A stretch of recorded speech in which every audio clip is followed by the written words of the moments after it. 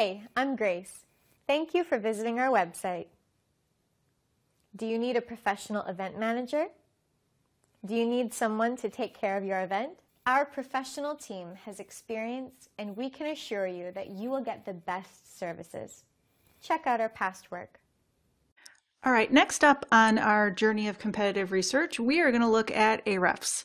I was familiar with this software as being available, but I had not actually dove into it like I had wanted to until just recently. The company reached out to me and offered to give me a little sneak preview of it to see if it was something that could fit the needs of either, for me or for clients.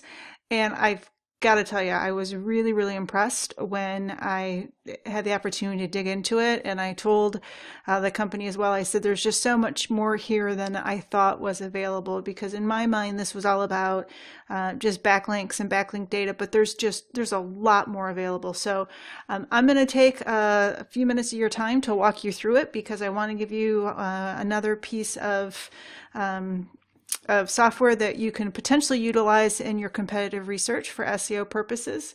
Again, this is just like all the rest of them. You're going to find something that suits your needs, and you're going to pick that one and probably stick with it. So we'll just dive in. So this is the dashboard. I've put in SiteGround as our base URL. Some just quick data points at the start, or at the beginning. You can see some ranking that they're giving, and just like with the other software packages, if you're not really sure what something means, you can just hover over the little I, and it'll tell you that this is the domain ranking. Higher to 100 is better, and this is the URL ranking. Now we get to see backlinks, referring domains, where those backlinks are coming from, organic keywords in the mix, organic traffic, paid traffic. We get to see some quick social media stats, which is wonderful to see. Then we can start to see some data with the backlinks and the referring domains over time. And you can look at this as 1 year, all time, just 30 days. Additional data down here, the pages crawled. I find this is a really interesting point, because you'll see that with the pages crawled, this isn't necessarily going to equal the Google index, and it won't at all. In fact, I started to crawl the SiteGround website with DynoMapper, and I ended up abandoning it because it was just taking so long. So there's a lot more content out there on their server and available than what is actually inside Google. So look at that number before you kick off a DynoMapper crawl, because you might be surprised at how long it's going to take. Some additional data points on this overview is the new and lost, both backlinks and referring domains, and then the country. This is kind of cool because it's giving you a shade of based on the countries of where those links are found. And then more anchor data. We saw this in the prior reports, and it's just solidifying what we saw and experience is that they have a lot of inbound links coming in for WordPress tutorials as well as web hosting, and they're ranking for both, so that makes perfect sense. WordPress hosting is showing up as well, and free WordPress themes. So definitely, that anchor text and those inbound links, as long as it's natural, is certainly helping with the individual ranking of keywords within search. Something I like down here too is this little guy right here. He is a URL ranking distribution, so he is showing you where the URLs are ranking. Sorry, I'm stumbling there. From a green to a red, and you do have some reds. And the larger the site, and it seems like the longer the site's out there, the more you're going to get this distributed. This is actually a fairly broad distribution. I see a lot of different ranges when I look at URLs, and a lot of times you've got them all hidden down here with the red, which isn't great. But just some additional data that you can look at. There's a tab that we can look at for organic search traffic to see some trends. And this is the interesting thing, is this is really different than what we were seeing on the other tools that we viewed for SiteGround. I didn't see this big drop off for them, although we're seeing it here, which I find interesting.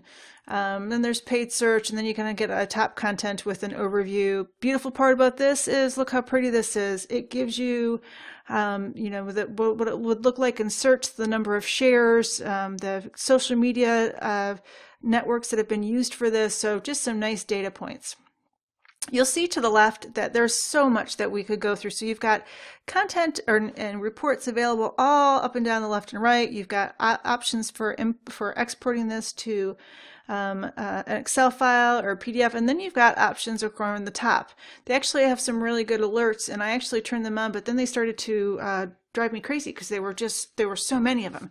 I couldn't keep up with them, so I had to turn them back off. But if you want to set an alert and you want to know of new backlinks or activities associated with a keyword, it's a great option for you to utilize.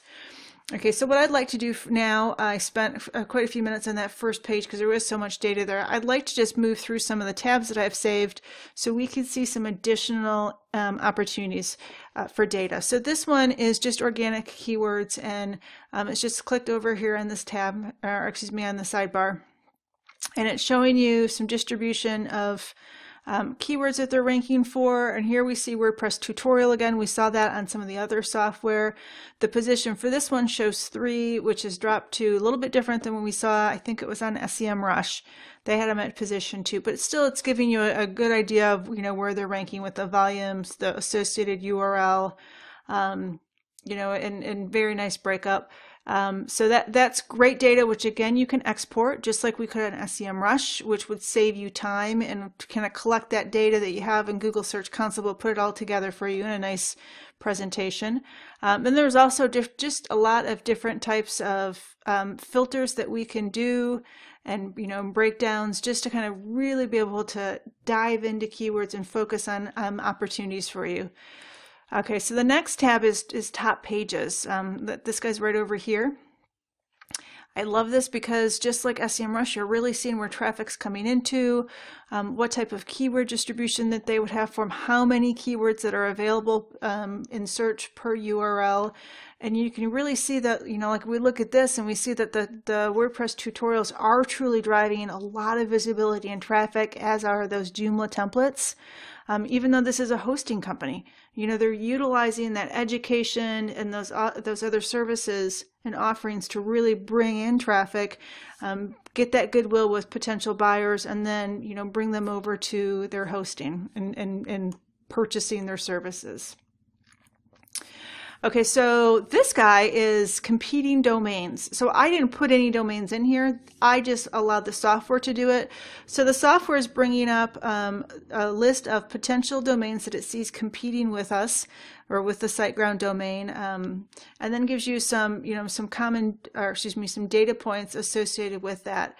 So this is a really good tool for figuring out who your potential online customers are, or competitors are. Remember I said, at the beginning of this course that who you think are your competitors in a traditional standpoint, a lot of times are not your competitors online.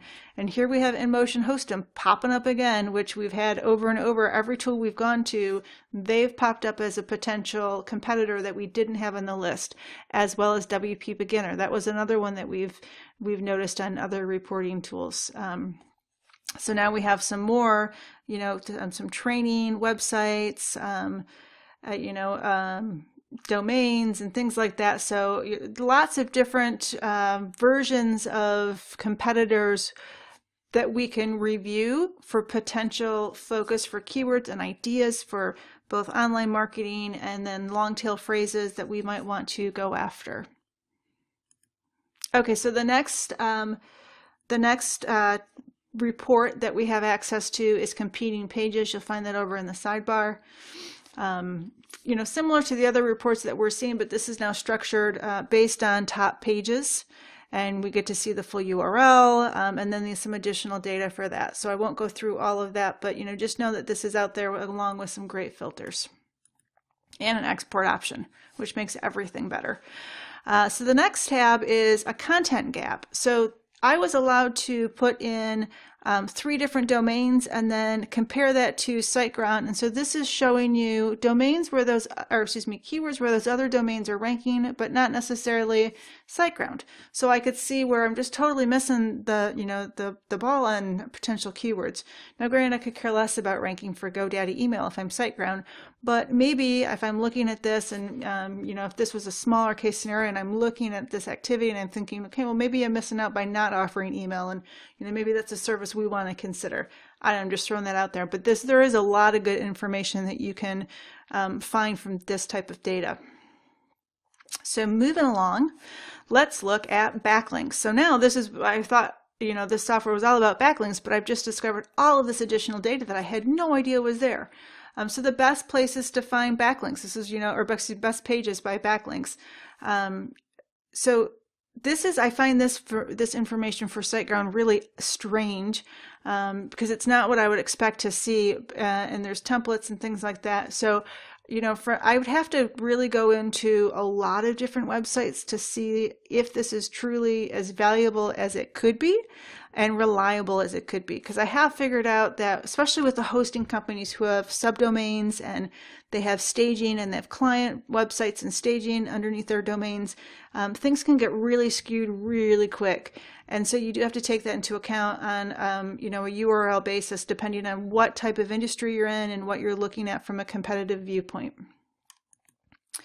Best pages by shares. I love this data because you can really start to see what's getting shared a lot and what social networks that they are using. The other reason I love this data is because it reinforces the fact that social media is very important to SEO. You have to have an active social media presence if you want to rank in today's environment of organic search. You cannot avoid social media and expect to be a ranking superstar. I mean, it worked 10 years ago. It doesn't work today. So some fun data here to review and go through. This quick batch analysis, this is oodles of information. So I was able to put in all of our domains, and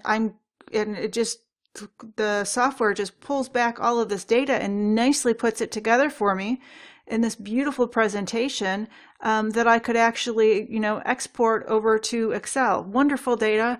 If you're an SEO consultant and you're collecting information for your clients, wonderful source of data. If you're an in-house marketer and you're trying to collect information to present to your management, this is wonderful data, especially if someone, like if you were SiteGround and someone came to you and said, why is GoDaddy always, ranking more than us? Why do they have more opportunities? You could start to be able to pull some information and say, well, they've got a significant amount of backlinks, which, dwarf us in what we have available. That said, SiteGround's doing a wonderful job and they have lots of backlinks, but it just kind of gives some good data points on why one domain might be ranking over another, and what you can do to potentially fix that problem. Link intersect is interesting because now this starts to show you where multiple domains are receiving inbound links from the same URL or the same domain. So I put in SiteGround, GoDaddy, and WP Engine, and it's showing me that, for example, Net Value, or however you pronounce it, they have shared links. GoDaddy has significantly more links coming from that domain than anybody else, but you can see that they're both on there. They're both, all 3 of them are on there with activity, and all 3 of them have links and traffic potentially coming from them. Meetup.com is another one. You can see the WP Engine is the most active on it. But GoDaddy and SiteGround both definitely have a presence there and have links and potentially traffic coming from those sources of data. This is another beautiful report that allows me to put in multiple URLs, and now it starts to give me data coming back with activity. And if you want to see where people are spending some time, you can see that GoDaddy's got a lot of activity going on in Google+. A lot of people say it's dead, but there's a lot of activity going on there. We can see some reinforcement that GoDaddy and HostGator are very active on Facebook, but WP Engine not so much. LinkedIn, gosh, everybody in this little area just kind of ignores LinkedIn. GoDaddy's got the most activity on it, but not much besides that. The interesting thing about Pinterest is we saw on another software package that one of the hosting companies, either Bluehost or HostGator, was active on Pinterest, but it's not getting supported here with the data. So, you know, if Pinterest is potentially a solution for finding links and incoming traffic, you know, we would review that further to see really which one is more accurate. And then we just get some additional information that we were seeing on the other reports from the software, but nicely collected and all pulled together for us in one report so that we could potentially export this or you know, view this from offline. Okay, so next we've got a view of keyword specific. Well, I thought this was all about inbound links. Well, it is, but they've also got beautiful keyword data as well. I put in WordPress hosting, you'll see up here at the top, and now I start to get some beautiful reports on it, from search volumes and clicks to global volumes to similar keywords and some search suggestions. So really just nice, beautiful data. It gives you the keyword difficulty again. You know, in today's SEO, it's not just about keywords. You have to take into account keyword difficulty because it's just so complex and there's what's the word I'm looking for? It's no longer black and white, and it's no longer just a few data points of, you know, content versus links. There's a lot of data that goes into that, from social shares and types of links and sources of links and you know, branding of that URL, and that's what that keyword difficulty kind of helps collect for us and give us an overview of it. So definitely worth taking note of. And the last area I want to show you, which I honestly just discovered when I came in here today, is the most popular content. You can put in a keyword and then you can start changing time frames. And I put that I just wanted it to be in the last 24 hours, and you can start to see activity with content, social shares, and then you can sort this by the value of the domain or the relevance or who's sharing the most on Twitter right now or getting shared the most on Twitter. Really powerful if you want to find some good articles to share and to promote on your own social media channels. I can even sort this and have it only show me content of a specific word count, which is wonderful as well. So just a nice added value. And when I look at the software, I think there's so much good here. This is where I would always say this is like frosting on an already good cupcake. I mean, it gives you additional data, really good for a marketer, and just a wonderful tool that you can utilize both for competitive research and for outreach on social media and just kind of trying to reach a new audience. So lots and lots of wonderful data available in this software tool, both for digging into your own website and your own ranking and your own content, as well as that of your competitors, and finding additional points of opportunity where you can go after inbound links or content that you could write and really try to showcase yourself, your product, or your service offering. So I hope you've enjoyed this video and you consider using Ahrefs in your competitive research. So I hope you liked our video and that you'll give us a call. Thank you very much.